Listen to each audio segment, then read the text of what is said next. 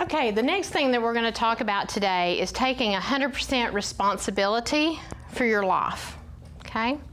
And there's one important equation that I want y'all to remember. So if you don't learn anything else from me today, I want you to learn this one thing, okay? Okay? E plus R equals O, okay?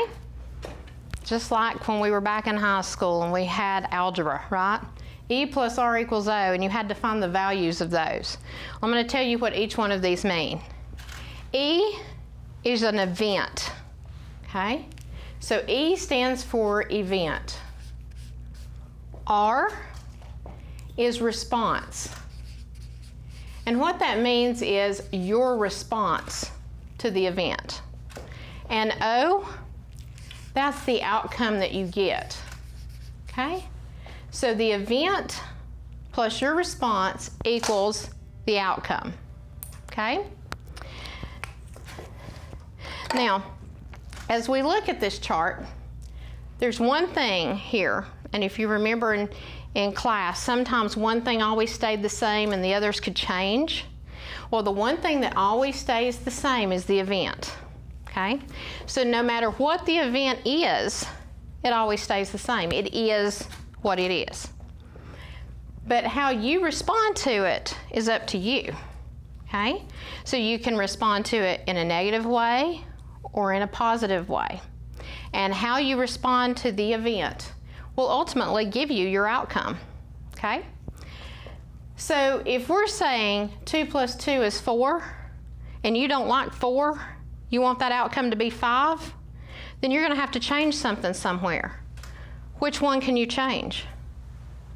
The response. Because you remember, this one always has to be 2. It can't change.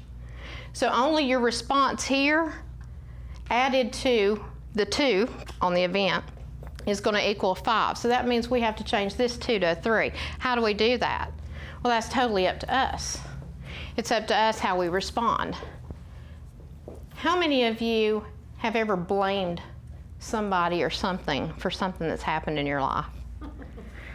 I think we all have, okay? Do you know what part of that the blame lies on? Is it the event, the response, or the outcome? The event is what we blame. Do you know why? Because we can't change it. You only blame what you can't change. The things that you can change, you can't blame that because it's up to you, okay? So if you blame the response, you're blaming yourself. People don't want to blame themselves for anything, so they blame the event. They blame what happened. That woman hit my car, and then we got into a fight. Why'd you get into a fight? Because I came out of the car just swinging. That's why you got into a fight. If you came out of the car from a place of accidents happen, are you okay? I'm okay. Then that's a whole different outcome, isn't it? So how we respond is ultimately the outcome that we're going to see. Negativity gets stuck on the event. Positivity gets stuck in the response. That doesn't sound right, does it? Positivity is actually reflected in the response, okay? Complaining only happens when we have a reference point to something better, okay? I can complain all day long about the weather. If I live in Seattle and it always rains and I've never lived anywhere else, I don't know that Florida's sunny all the time, do I? So I don't complain about the rain in Seattle because that's what I know. So if I complain about my husband and all the things that he does wrong, I must have a reference point to something better. I must know, well, so-and-so's husband doesn't do that. She gets flowers every week, okay? So now I have a reference point to complain about what I have, correct? Okay? Have you ever been walking down the street and you see somebody's walking, an older person with a walker, and they're kind of hunched over? Okay? And we always say that hunching over, well, that's gravity. Gravity pulls you down, it pulls you over. Well, gravity is the event. Does anybody ever walk down the street hunched over going, gravity, gravity, I hate gravity, gravity is terrible? No, because gravity is what it is. Gravity is something that we all have to deal with. So we don't complain about it.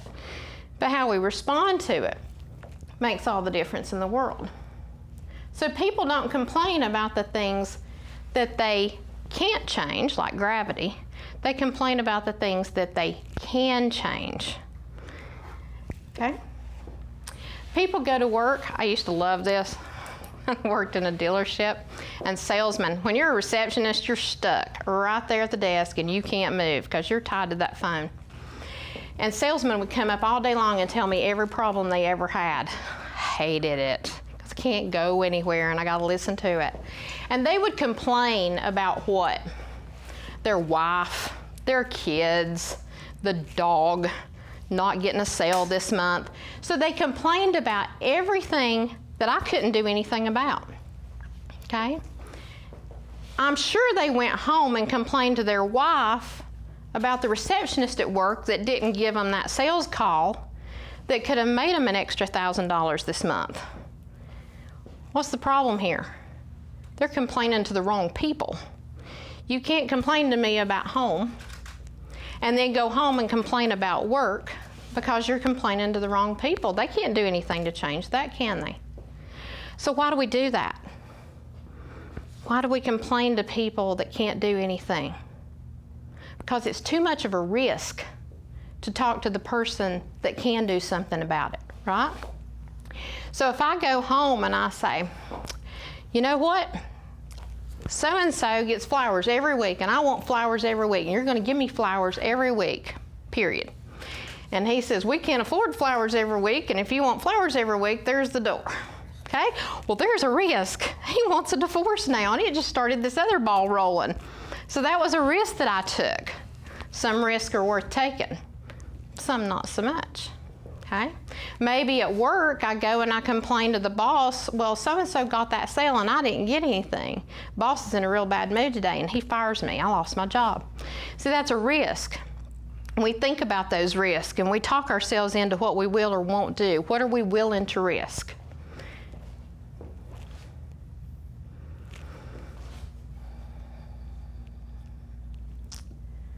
I want to remind y'all of a great man, and he had this wonderful speech that I know that y'all have heard about. It was Martin Luther King, and he had this speech, I have a complaint. Did y'all hear that speech? Y'all heard that speech, right? I have a complaint. Okay? No, was that not it? He had a dream, he had a vision. Why? Why did he not have a complaint? He had plenty to complain about, didn't he? He was looking for some freedom, some civil liberties, those kind of things.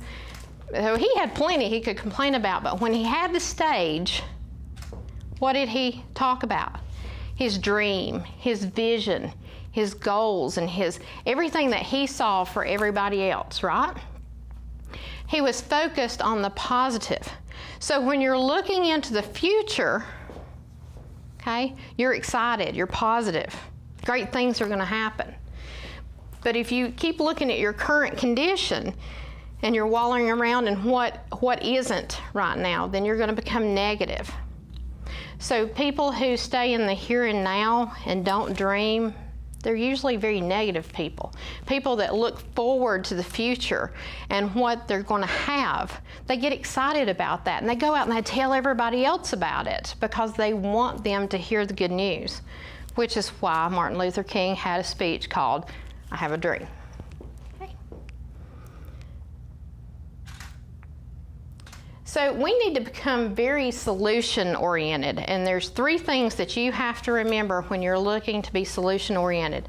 And that's what you think, so it's your thoughts, what you see, your images, and your behavior, how you act.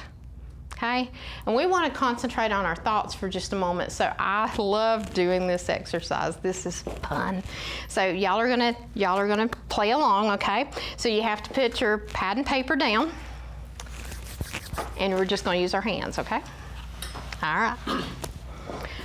Okay, so for this exercise, I'm going to show you how your thoughts can affect everything that you do, okay? And how you respond to things. You see these little lines right at the base of your hand right here? Got them right there? Okay, you're going to take both hands and you're going to put those lines together, okay? And then you're going to roll your hands up to where your fingertips come together, okay? And you're going to look straight onto your hands at the very tip tops of your fingernails up here. And you're going to look, one hand is probably shorter than the other. Do you see that? Huh, how about that? Okay? All right, so you're going to take the shorter hand and you're going to hold it out here, okay? Now, if you've got your hands are, if you're perfect and both of your hands are the same length, you can take, oh, is that you, Sharon? Because she's got both hands up. So, so you can take either hand, it doesn't matter, okay? So we're gonna look at our hand and we're gonna tell our hand something to do, okay? We're gonna look at that hand, we're gonna look right at it, don't look at me. You're gonna look at your hand and you're gonna say 8 times, grow longer, okay? Here we go, ready? Grow longer, grow longer, grow longer, grow longer, grow longer, grow longer, grow longer, grow longer. Okay, line them back up. Put them back together. What happened? Get out of town. We know it worked for Karen. Yeah, awesome. That can't happen. It can happen. That's the power of your thoughts. Exactly. You're short. I guess that's negative. All right. So that just shows you that what you think, what you tell yourself, it controls your body's response, okay?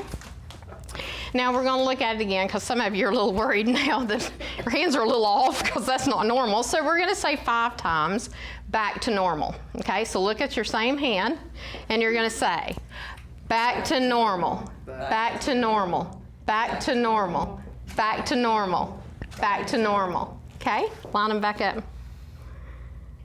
What you got? Huh. Maybe you're back to normal now, right? Craziness. That just goes to show you what you think, what you tell yourself affects everything in your life.